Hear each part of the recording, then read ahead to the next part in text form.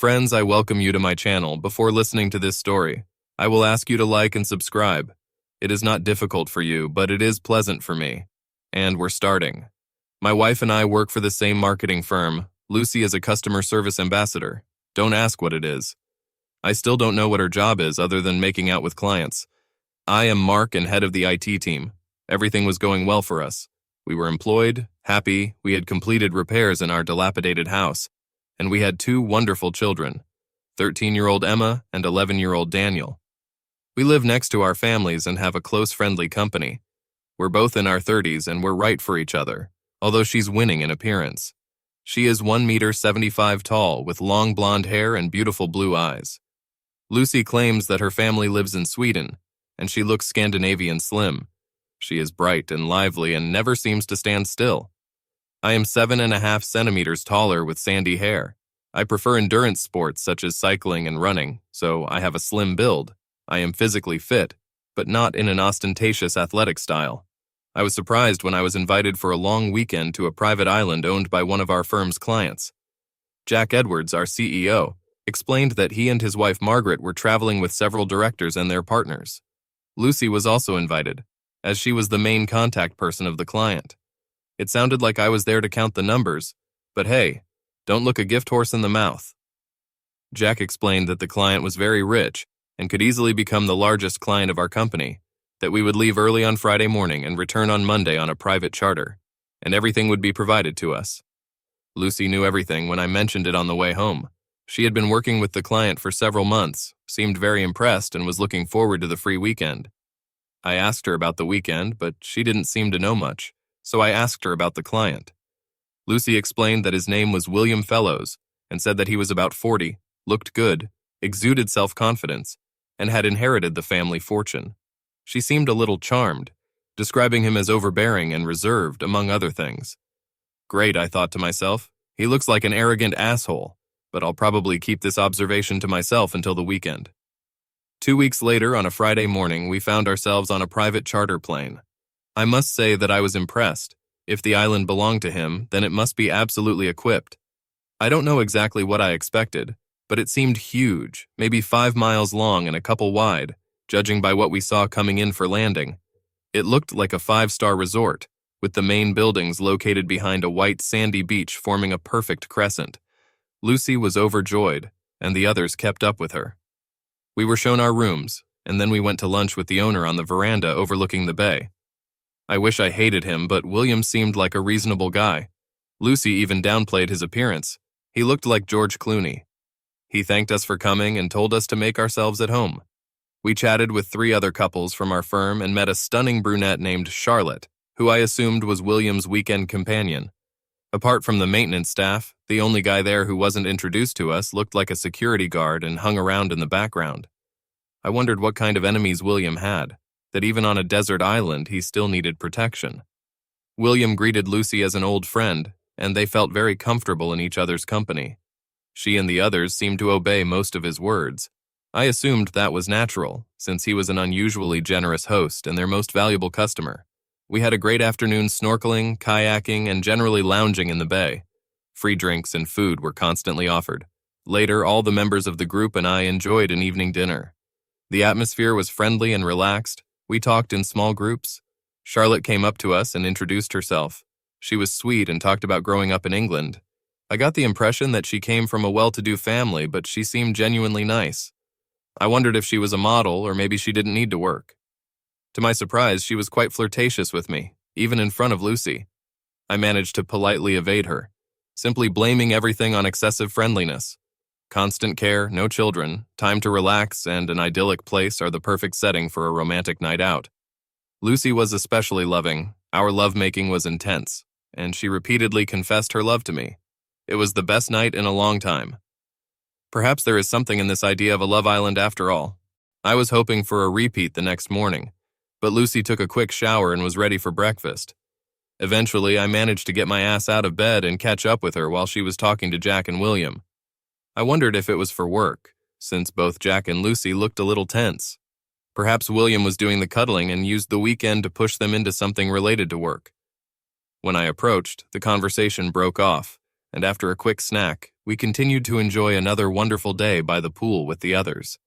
On Saturday, we went to dinner, and I noticed that Lucy had become more elegant.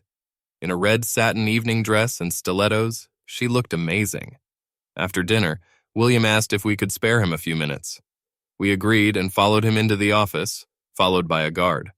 William sat in a high-backed leather armchair, and I sat on the sofa opposite with Lucy, noting that she sat slightly apart from me. After a long pause, William spoke. "I have a proposal for you, Mark. It is of a personal nature." "Okay," I answered brilliantly, despite the fact that I was completely stunned. William continued. "I had the pleasure of working with Lucy and getting to know her better over the past few months, and it was an absolute pleasure. We get along fantastically well and have built a great relationship." He paused, perhaps waiting for my reaction, but I had no idea what he was leading up to, although the word relationship made me feel a little uneasy. He continued casually, "As a result, I have a suggestion. I'd like to spend the rest of the weekend with Lucy. Of course, I will be happy to compensate for the time that she should have spent with you, and for this I intend to transfer £100,000 to your joint account." I laughed. It was supposed to be a joke, and I couldn't resist the banter.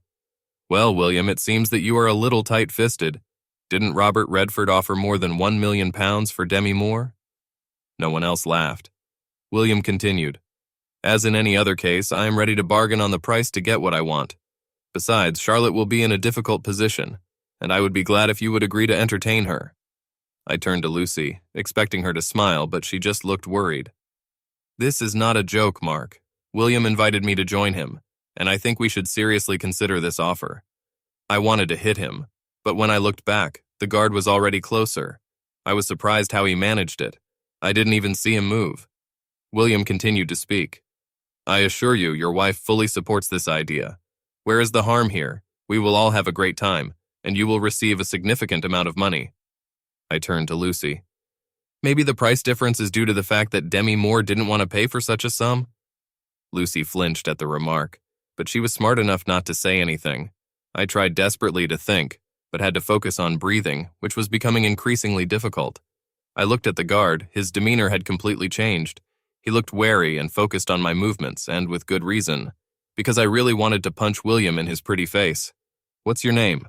"Ex-military by the look of you. Does he do this kind of shit a lot?" "Shane, sir, and I can't comment on this matter." "And if I attacked your asshole boss, I think you could kill me with your bare hands or something?" Shane smiled. "Maybe just to keep you from doing it, sir." Turning to William, I said, "It's good that you brought him. Otherwise, I would have beaten the shit out of you." William didn't seem bothered at all. "Let's not rush it, Mark. A lot depends on it." Lucy spoke next. "Mark, think about it. Just a couple of days, and money will change our lives forever." I was devastated. She had clearly planned and wanted this. "Tell me, dear, did the money offer come after you two decided to do it?" When I got no answer, I continued. "I think that Charlotte is also offered to sweeten the offer." To this, William replied, "Charlotte is my personal friend. Besides being rich, she is a very high-class escort and takes only those contracts that interest her. Rest assured, you will experience something out of the ordinary with her. I think that makes them both cheaters." Another flinch from Lucy, but no softening words. "Well, William, you can shove your money up your perfumed ass." It was at this moment that Lucy spoke up and showed her true face. "This is my body, and I want to do it. William and I like each other, but nothing more. It doesn't change our love for each other. I'm sure you and Charlotte will have a good time too." I was stunned by her words, which slowly reached me. "The difference, my dear wife, is that I don't want anyone else. And this is much more than you realize. This is betrayal and collusion behind my back. I'll never be able to trust you again. And if you're ready to do it once, then why don't you do it again?" Lucy answered quickly. "You're overreacting. I told you about it, so it's not a conspiracy or a secret, and I'm being completely truthful. It will happen, and then I will come back, becoming completely yours. If you love me, you'll only let me do this one thing. Think about what we can do with the money. Holidays with the kids, that's it. Don't you dare use our children as an excuse. We don't need the money, and don't think I'll take you back. Your honesty will only work if we agree on something together, and the only person you've agreed on something with is this pompous asshole. Money is just an excuse you want and plan to do it. I think the money and Charlotte are just because you didn't think I'd agree. Well, you're right. Even with the money, I still don't agree. Lucy continued, "You're right. I want to do it.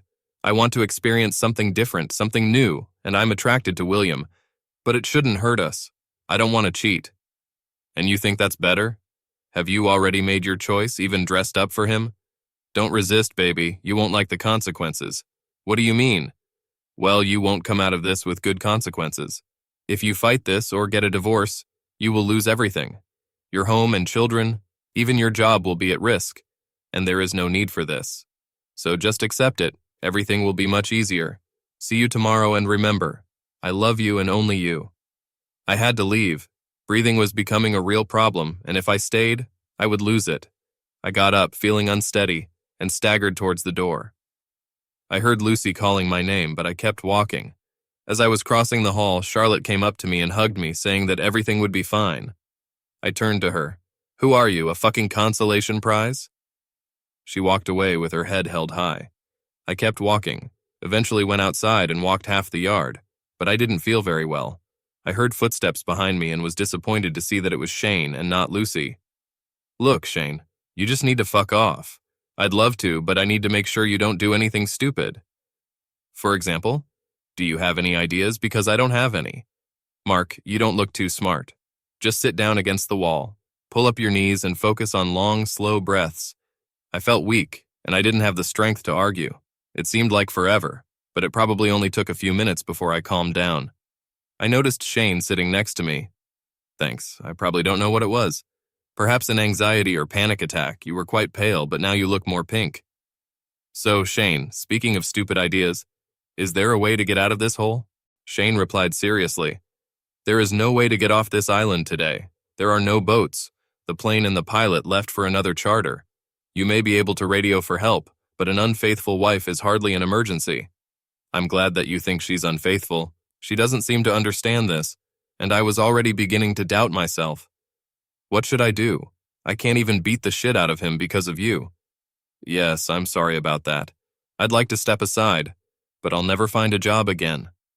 After a short silence, Shane continued, "Listen, think about what you're going to do and come up with a plan. Everything you need to do can wait until Monday. It's like in the army. Form a plan, sit quietly, and don't warn them about what you're going to do. The problem is that I have no idea what to do. They seem to have provided for everything, and I will have to sit and suffer tomorrow and Monday while you babysit me." After a long pause, Shane suggested, "A cargo ship arrives early on Monday morning. You can board it if you want to avoid the plane with everyone else going home. They won't be able to stop you. No one, including me, will want to be accused of kidnapping or imprisonment. I can even go with you. This contract is losing its appeal. I don't like being on the wrong side, even if it pays well. Okay, this will help. I just need to get through tomorrow. Tell you what, why don't we go hiking around the island tomorrow morning to distract you from all this nonsense? Besides, you have to think about Charlotte. She's a wonderful girl, and you seem to have nothing to lose. You can get some sleep in one of the booths tonight if you don't want to come back." "No, I think our room is empty. I'll go back there. You never know if she'll change her mind." She didn't change her mind, of course, but surprisingly, I fell asleep, I think from fatigue. The next morning, I changed into my gym clothes and hurried down the stairs, hoping to avoid everyone and go on a date with Shane. Unlucky, as soon as I entered the dining room, silence reigned there. I looked for something quick to eat and took some fruit. There was a buzz of conversation. I heard comments that, it's okay, she'll be back." Then Finance Director John Cousins and his wife came over. "Look, Mark, we've been through this all, just let it happen, it's nothing personal. He dates other wives, but then moves on, and he's very generous." When he said that, I saw that his wife's neck was red. At that moment, Lucy and William appeared. She looked absolutely pleased with herself. I would say radiant if I had to describe it. At least that's how it was until she noticed me. Her smile faded. She let go of that asshole's hand and came over to kiss or hug me. I held her at arm's length and looked around. My God, I thought, what a damn idiot. Everyone knew what was going to happen before the weekend even started. What an absolute fool I was. I went to the exit. Lucy spoke up. "Please stay, Mark. We can chat with the group and spend another good day together." I looked around. All eyes were on me, some waiting, others clearly amused by this scene. "No, he paid for you and can keep you. But before I leave, I need to tell the band something. I suppose this weekend has been planned for quite some time and you all knew about it, so it's only fair that you all hear what I have to say. All the members of the group looked at each other dumbfounded, nervously glancing at each other. Jack and Margaret, I would never have come this weekend if you hadn't been here. It never occurred to me that you would participate in something so heinous. You know and approve of what he's doing, like some kind of sick voyeuristic fan club. I hope you enjoyed keeping me blind. I noticed how they all began to move awkwardly. This was clearly not part of their plans. I actually thought we were friends, and making me feel at home so they could arrange everything was a nice touch. And you're wrong, Bill, this is very personal, so thank you for your role in ruining my marriage. The fact that they are willing to use leverage on my children is frankly disgusting. I don't allow anyone to threaten my children. Lucy burst in. You're overreacting, it was just making love, a one-time adventure, and it doesn't affect us. I told you that I love you. I interrupted. Oh, we hear the first phase of protection, that it's nothing special. I know you were planning how I'd react as Captain Fucker. So let's see what you thought. I would say that phase A is like this. We stay here, and you make me get used to what happened. Try to normalize everything before we go home. Combine this with the fact that you and your friends treated this as something serious. They have already started this topic on your behalf. No doubt you think I shouldn't overreact, be rude, or be childish. I have to grow up. After all, it's just my ego and pride. Of course, you know it won't work, but it's all part of the mitigation process. So, phase B. After the weekend, you let me take you. We will benefit from your connection and become better than ever. I bet you even discussed the need to seduce me. After all, darling, you'd better not let my sense of loss linger too long. Lucy glanced nervously at William. It seemed that this comment had hit the mark. Moreover, we will have the money that he offered for you. We will be able to spend the money that you earned as a prostitute on a trip to Disneyland for the children and a meeting with Mickey. At these words, quite a few of them flinched. If we are still fighting, Phase B is activated. You already sowed this seed last night. If I really love you, then I have to let you do it. You've been a wonderful wife for 15 years, and this is just one night for you. Yes, it may start to weaken my resolve. But what do I get after 15 years of loyalty to you if I'm treated like shit? You knew that I would never agree, and you attacked me with a complete lack of respect, so this plan won't work. Now you're a little worried. Maybe you'd better give me time to cool off. In a week or two, you'll find me drowning my sorrows somewhere in a bar, and then you'll apologize. This is Phase D. You actually regret all this. You had no idea it would hurt me so much, and you would never have done it if you knew. You love me, you beg, you cry and all that. I have to admit that you have a chance. But then the way you just walked hand in hand with him in front of everyone and looked so delighted with yourself. This confirmed me in the idea that in fact there is no guilt, no regret, only contempt and a desire to humiliate me. Phase D won't work for you. Therefore, finally, a backup plan may be needed. Phase D. Threats. You're going to take all the money, the house, and set the kids on me. You've already suggested that I might lose my job. William will pay to find you the best lawyers. I will end up sad, poor, and lonely. You can even threaten to move in with him and live happily ever after with our children. William looked up so quickly that I almost laughed. Oh my God, it looks like the lover doesn't really want your kids, baby. Lucy was finally able to find her voice. It's really not that big of a problem, she began. Why don't we just relax and give ourselves time to think? This is Phase A, Lucy. We've been through this before, I said flatly. So why don't we save everyone time and move on to the final result? This is what I was thinking about last night, and my conclusion is that everyone, including the children, would be better off if we divorced.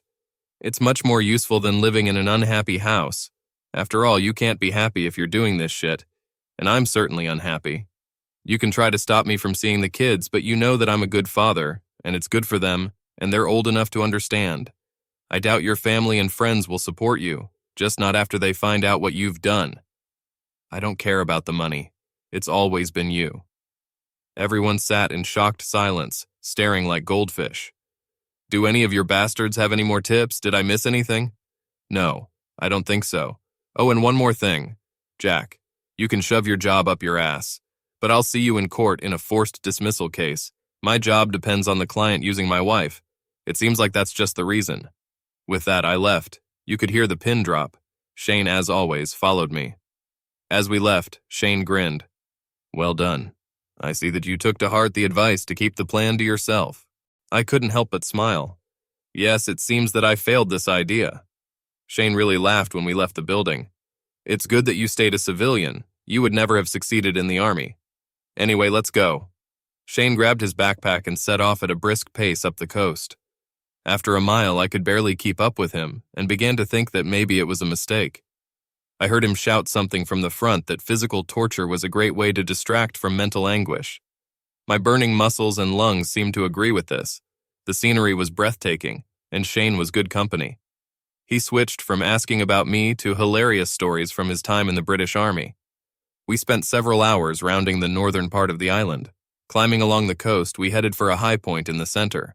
I barely caught my breath when Shane suggested that we go jogging back, since it's all downhill. I could barely keep up with him, but I suspected that he slowed down to support me or torment me, depending on the point of view. We returned at noon. I was exhausted, out of breath, and I told Shane that I thought I was in shape until today. He was hardly out of breath, but he was kind enough to say that I was quite fit and that I didn't feel too bad about it, since he was a physical education instructor in the troops. I staggered to my room. Lucy wasn't there, and I wondered if my wife was earning an extra fee. I took a shower and, finding that I was very hungry, headed to the dining room to find some food. But again, I was disappointed to find William and Lucy there. Shane was also there, hanging around in the background, and I was surprised how he managed it. He looked fresh as a daisy and fully dressed in a suit. William began to speak with his usual airy confidence. "Mark, my dear friend, I feel that we started from the wrong place, and I want to apologize. I've never had such problems with my connections before, and of course I don't want to jeopardize your marriage. It's too late. You've already done it. I want to withdraw my request to spend the evening with your wife and increase the compensation." With these words, William handed me a piece of paper. I opened it and saw a check for £250,000 sterling. I stared at Lucy, who looked like she was crying and couldn't help myself. "You must have been very good to earn that much, baby?" Lucy's eyes flashed with anger. "That's not the point. We made a terrible mistake and are trying to fix it. William was the perfect gentleman and is genuinely concerned about how you reacted." I laughed at that statement. "And what is the ideal gentleman in your understanding? Did he say thank you after he finished using you?" "No need to joke, Mark. This is just a miscalculation on our part. We incorrectly calculated your reaction to what is happening. It was a once-in-a-lifetime experience for both of us, and you should be grateful to Lucy for making the sacrifice to offer you and your children a better life. Just a miscalculation." "I don't think so. I made it clear that I was thinking about your plan, but you both went ahead anyway. You could have stopped everything at any moment, but decided to stop only after you got your portion of pleasure. Well, you've calculated this little maneuver too." With that, I tore up the check. "I just saved you from becoming a cheater, darling. There's only the cheating part left, but I don't think I can fix it." This time her tears started immediately. I turned to Fellows. "Why are you doing this? Control or the thrill of using someone else's wife? Anyway, it makes you a very sad bastard. God, what are you, 48 years old, and you're acting like a kid stealing toys just because you can? Don't you have anything more meaningful to focus on?"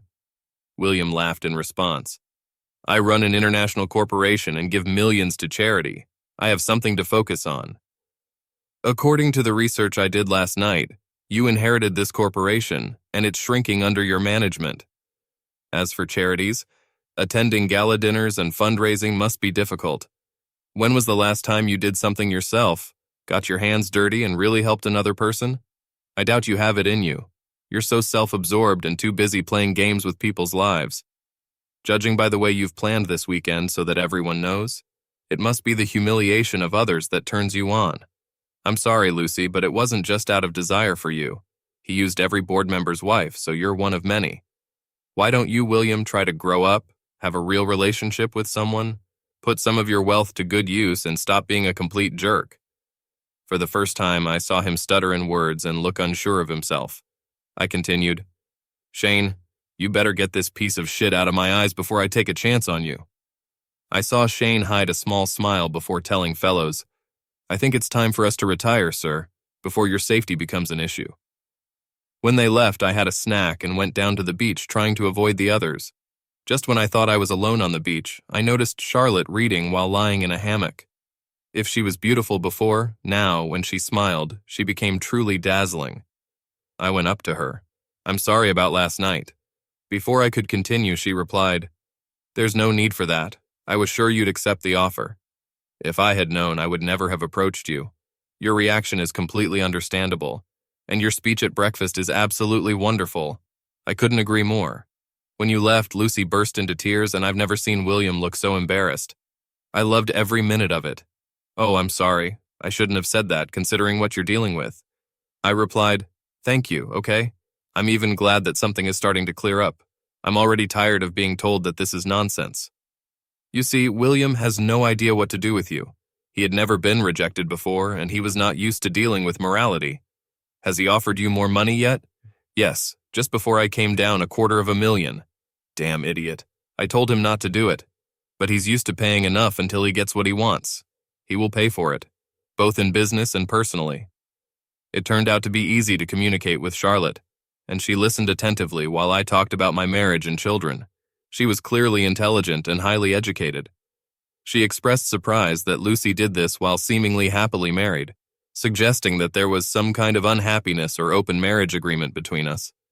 I thought about it. No, it's just an unexpected ambush. She seems completely fascinated by this guy. He can have that effect on a woman. It's all very charming, but the river isn't that deep, if you know what I mean. We talked some more and I felt a little better. "I think you really love her. Your reaction to suggestions and at breakfast must be breaking your heart." I shrugged my shoulders. "I'm sorry that I was involved in this." "It's not your fault. I just need to get through one more night, and then maybe I can escape." She smiled again, and it was starting to distract. "Well, maybe I can help with that." Everyone was surprised when I came to dinner. Lucy was no longer sitting next to William. Dinner was quite normal, although I ignored all Lucy's attempts to make small talk. When Lucy asked if I wanted to go to bed early, I smiled pleasantly and said that I had other plans. She looked embarrassed, and that embarrassment deepened when Charlotte came around the table and hugged me as I stood up. We left the hall together. We went down to the booths on the beach. The original plan was to just leave together and let Lucy try her own medicine. But Charlotte felt good in my arms, very good, and when we kissed, at least some of the disappointment of the last 24 hours disappeared. I thought about preserving my morals, my sense of right and wrong, but then I looked at her. I guess Lucy wanted me to become more flexible, and as far as I understand, our marriage vows have already been broken by Lucy. I had an outstanding night with Charlotte. She was really a master of her craft. Surprised at myself, I didn't think about Lucy and didn't feel guilty. The painful memory of Lucy and William easily removed any hint of remorse. Departure from the island, I had a good time. A boat, a taxi to the airport, and then a regular flight home. I took the children and arranged their weekend as best I could. I came up with a vague story that their mom and I had a fight, but that we would sort it out, and I was just offering dinner when Lucy came into the house, dragging our heavy suitcase. The children ran upstairs to get ready, shouting, "Hi, Mom!" Lucy smiled. "Dinner is a good idea. If you give me a few minutes, I'll get ready." "I'd rather you didn't do that, Lucy. As you said, I do not know how much time I will have with them, so I would prefer that we go alone." On behalf of Lucy. When I met William, I immediately felt a connection. He seemed so dashing, confident, strong, charming, almost like the heroes of old movies. It was strange that later in Mark's presence, he wasn't one of them. Flirting led to lunch and then to dinner. It was exciting. I felt dizzy from it. After dinner, he kissed me goodnight and I almost melted, but I was determined not to cheat and told him about it. William talked about how some of his relationships were open, and I wondered if Mark would be able to go for it. When he offered to make this offer, I thought the money would justify it. Jack supported me, and we started making plans for the weekend. The weekend started off brilliantly. I had a great time with Mark and almost gave up on the whole idea. If only I could. William said that everything would be fine and that he needed to relax.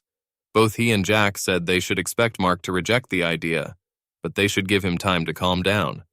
Mark reacted in a completely different way than we expected and planned.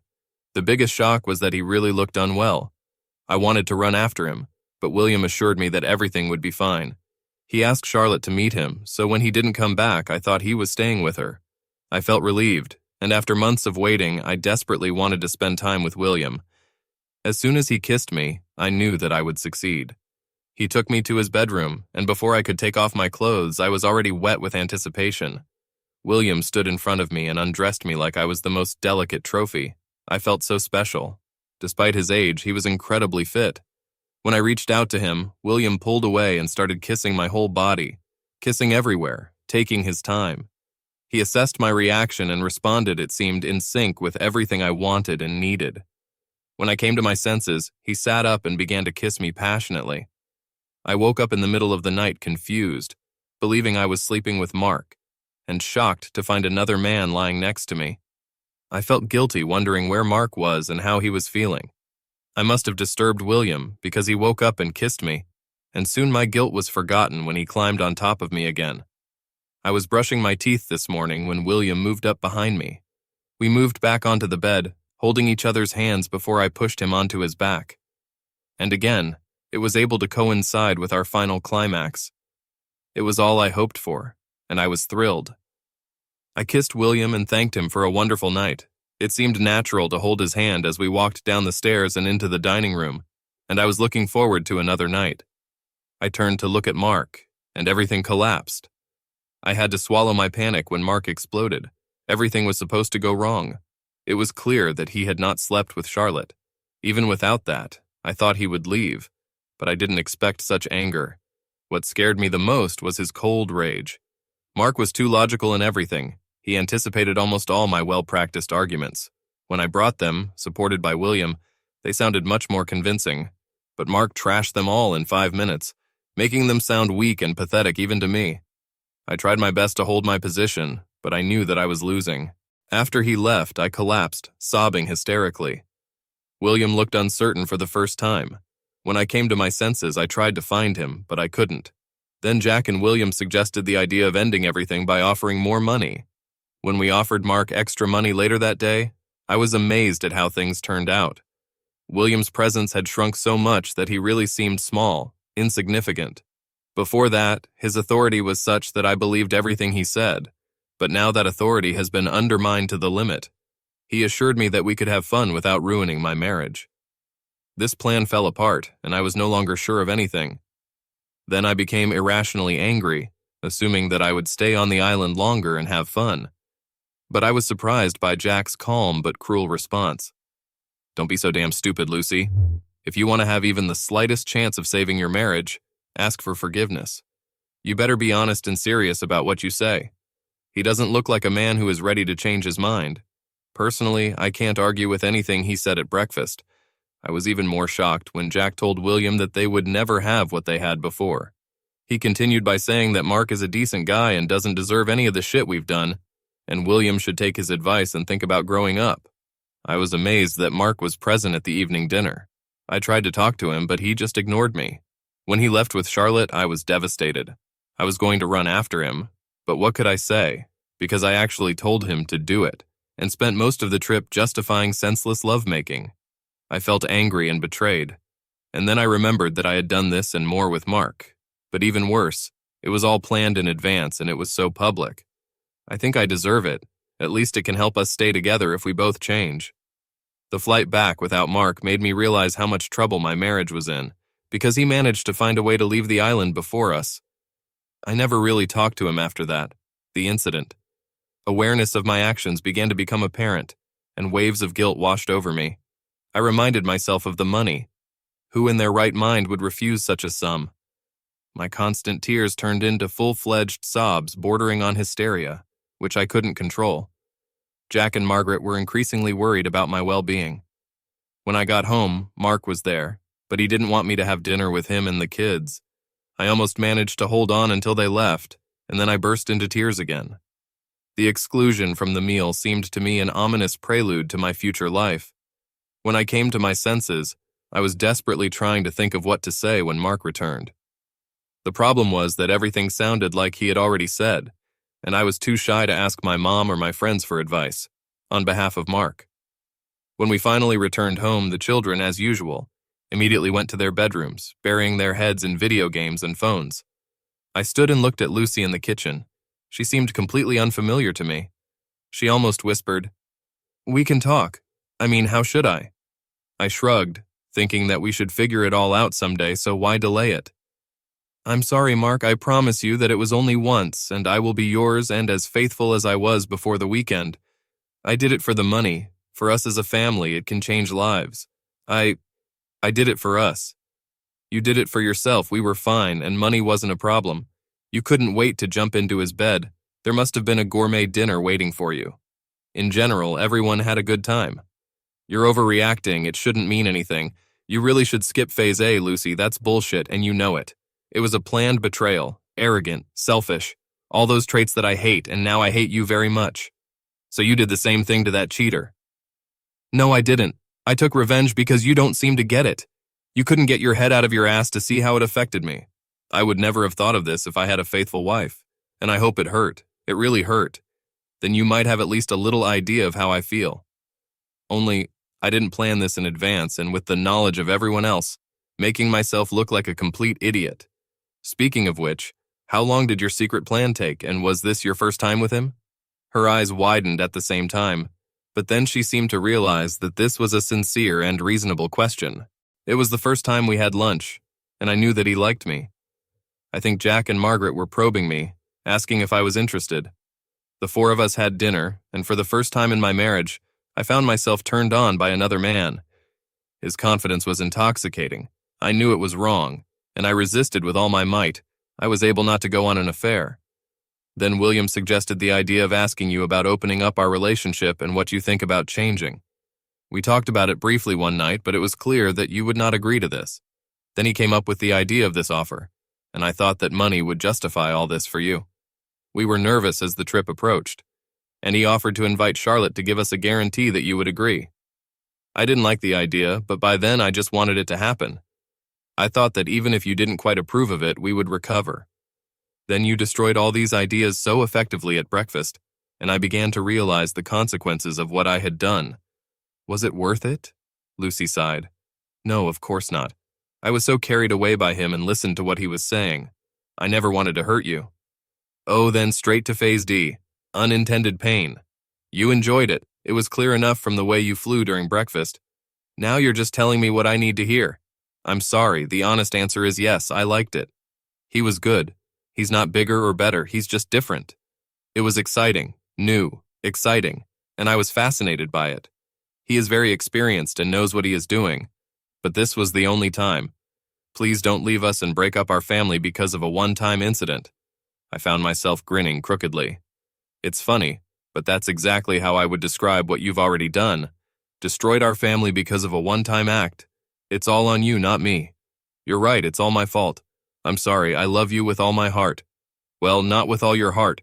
You gave a part of it to him, and even if you claim that you didn't, your love was still not enough to remain faithful to me. How can I trust you again? I was so trusting because it never occurred to me that you were capable of what you did. I don't think I really know you. I can hardly bring myself to look at you, let alone pretend it didn't happen. Lucy recoiled in shock. You can't say that. You love me, I know. I never thought that I could lose you. I agree you were only thinking about yourself and your ass, not about me and the kids. And sometimes love is not enough. I tried to calm down and move away from scoring points in an argument and anger. After a long pause, I continued. Look, Lucy, even if we stayed together and just forgot about it, as you suggest, we would never be the same. You have destroyed the trust and the bond of care that we had for each other. You remember that we cared about each other and the children more than anything else in the world. We did not allow the other to be hurt. I never expected you to be able to hurt me. Mark, I love you. I made a huge mistake and I'm ready to do anything to get it back. It can't mean that we're getting divorced. To get your way, you tore my heart out and threatened me. You don't do that to someone you really love. Lucy stared in stunned silence, not knowing what else to say. We need to talk about the kids. I think that children are better off in separated families than in dysfunctional ones. So from this point of view, divorce is the best option. I agree that you will win custody, but don't try to stop me from seeing them. It will be better for you too. They are listening to me. You're not very good at setting boundaries. I frowned at the irony of that comment. And they're already testing you. It will be better for you and for them if I stay in their lives. Lucy shrugged her shoulders. Seriously, Lucy, no matter what happens, don't stop me from seeing our kids. Don't alienate me. I'm not a bad guy. I treat them well and love them to distraction. You haven't seen how angry I am yet. I will fight you to the end, spend all our money on lawyers, and we will destroy each other in the process." She nodded. "I would never do that. You are a great father and they need you. They will want you to continue to take them on trips with you and train with them in all sports sections." I turned and looked at her, surprised by the first comment, in which I felt that she was not trying to manipulate me or justify her actions. "Be careful, Lucy. You're dropping phase D. Seriously, even though you know who I am, why do this? I can only think that deep down you wanted us to break up." "God, never," Lucy said urgently. "There is no excuse for this. I became selfish, convinced myself that I could get something extra. It seemed to me that somehow I could keep you. Why didn't you stop me that night and just walk away? I couldn't breathe and had to leave. Then it didn't seem to matter much anymore. The fact that you wanted another guy by any means meant that I had already lost you. This conversation killed us long before you got to his bed. Maybe it was over when you first started planning everything. You spent weeks talking to him and preparing. By letting you go and not forcing you to stop, it's easier to finish everything. There is no way back. And that was the beginning of the end. The marriage was destroyed in less than 4 days. We got divorced, fortunately, without any need for consultation. I think Lucy didn't want to explain her actions. On the one hand, it's a shame. I was hoping that someone qualified would be able to show how wrong she was. She kept one promise after all, and as a result, we spent about the same amount of time with the children. She even confessed to them that it was all her fault, without going into details. They were old enough to understand and often decided for themselves where to stay. They were at the age when parents become famous taxi drivers and loan sharks. I am biased, but I think they are wonderful children and have endured the breakup very well. Children can be surprisingly resilient. According to the terms of the divorce, Lucy could keep our house until the children reached adulthood and then sell or buy it out. But I still wanted it for the children, and this allowed them to study at the same school. Fortunately, the right decision paid off. By the time the kids went to college, real estate prices had skyrocketed. Lucy had to buy out my share, and it became the best investment of my life. How could she afford it? Well, we kept £250,000 for ourselves and divided it in the divorce. Just like in the case of Charlotte, I couldn't keep up with the moral principles. What can I say? I am a practical person. In any case, it seemed like a small price compared to the price of marriage and what was a happy life. I quit my job, was compensated to avoid a disgraceful labor court, and started my own web design business. Lucy kept trying to get us back together, but I just wasn't interested. So, was it the right decision to end the relationship? It was dirty, and of course there were no winners, but the initial threats and consequences did not materialize. I wasn't going to forget or forgive that night, and there's something important about looking at yourself in the mirror and liking who you see there.